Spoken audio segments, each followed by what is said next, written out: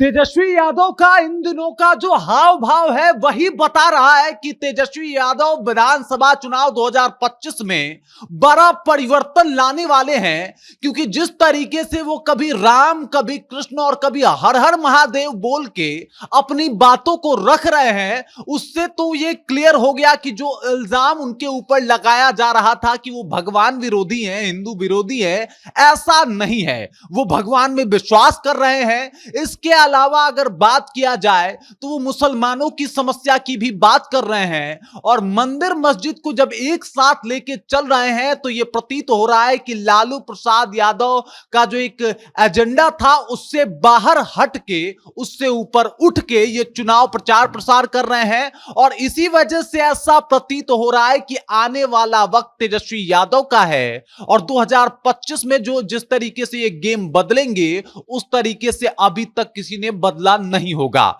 ऐसा मैं क्यों कह रहा हूं ये सब कुछ आपको बताऊंगा, लेकिन उससे पहले मेरा परिचय जान लीजिए। मेरा नाम है रजत और आप जनता जंक्शन देख रहे हैं। तेजस्वी यादव और आरजेडी के ऊपर हमेशा से सत्ता पक्ष जो है ये आरोप लगाते आई है कि भाई साहब ये लोग हिंदू विरोधी हैं। हालांकि अगर लालू यादव की बात की जाए तो इनका समीकरण सिर्फ एम और वाई था और सिर्फ मुसलमान और यादव के ऊपर ही ये आगे बढ़ते थे। लेकिन जब से तेजस्वी यादव आए हैं, अपने पार्टी का विस्तार किए हैं और सिर्फ एम वाई की बात नहीं करते, अब ये जनता की बात करते हैं, अब ये रोजगार की बात करते हैं, अब ये बिहार में पलायन रोकने की बात करते हैं। और इसके अलावा ये कभी हर हर महादेव बोलते हैं, कभी जय श्री राम बोलते हैं, तो कभी जय श्री कृष्ण बोलते हैं और ये कहा जाता है कि अपने पार्टी को बड़ा बना रहे हैं। अब लोग कह रहे हैं कि भाई साहब जिस तरीके से तेजस्वी यादव सबके मन की बात कर रहे हैं उससे तो यही प्रतीत हो रहा है कि आने वाला वक्त जो है वो तेजस्वी यादव का होगा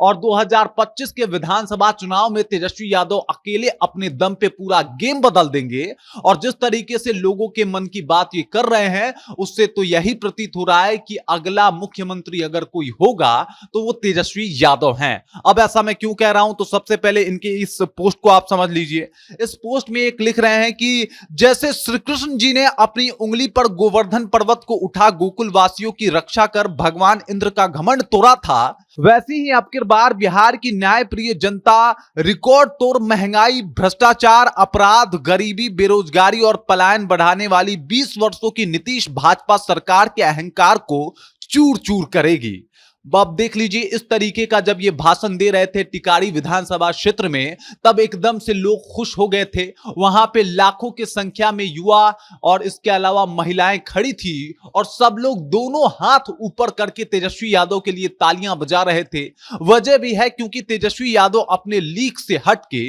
जो उनके पिता लालू प्रसाद यादव ने जो लकीर खींची थी उससे हट के अब ये आरजेडी को आगे बढ़ा रहे हैं। अब आरजेडी में रामकृष्ण की बातें हो रही है, अब हर हर महादेव बोला जा रहा है और इससे वो तमाम लोग जो रुष्ट थे और ये समझते थे कि आरजेडी सिर्फ मुसलमान और यादव की पार्टी है, वो लोग भी खुश नजर आ रहे हैं। उनको लग रहा है कि तेजस्वी यादव आए हैं तो कुछ बेहतर करेंगे और अगर ऐसा तेजस्वी यादव करने में कामयाब हो गए तो समझ जाइए जो हिंदू वोट बैंक एक माना जाता है, जो कोर हिंदू वोट बैंक माना जाता है कि ये तो बीजेपी का है, उसमें भी सेंधमारी करने में ये सक्षम हो जाएंगे। और ऐसा प्रतीत भी हो रहा है कि तेजस्वी यादव जिस तरीके से अभी भगवान का नाम ले रहे हैं, हर जगह जाके जिस तरीके से राम और महादेव और कृष्ण के नाम का जय घोष कर रहे हैं, इससे सब कुछ क्लियर हो जाएगा और इससे जो कोर हिंदू वोटर हैं वो भी इनके खेमे में आ जाएंगे। हालांकि मुसलमानों की भी बात कर रहे हैं,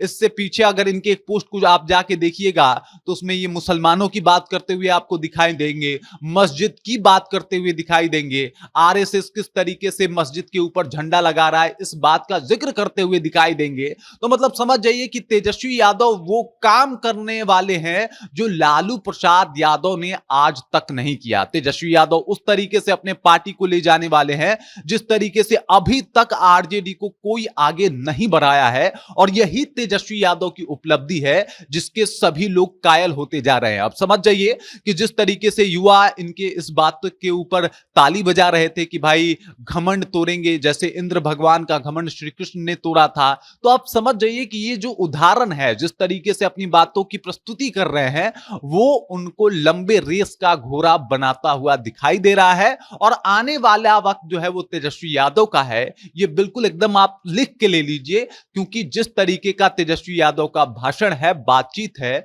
वो उन्हें मुख्यमंत्री एक ना एक दिन जरूर बना देगी। बाकी इस खबर को लेके, इस बातचीत को लेके और तेजस्वी यादव जिस तरीके से अपने पार्टी को अभी लीड कर रहे हैं, इस बात को लेके आप क्या सोचते हैं? आपके जहन में क्या कुछ चल रहा है? कृपया कमेंट कीजिए और अपना विचार हम तक पहुंचा दीजिए। बाकी आप देख रहे हैं जनता जंक्शन और मेरा नाम रजत है।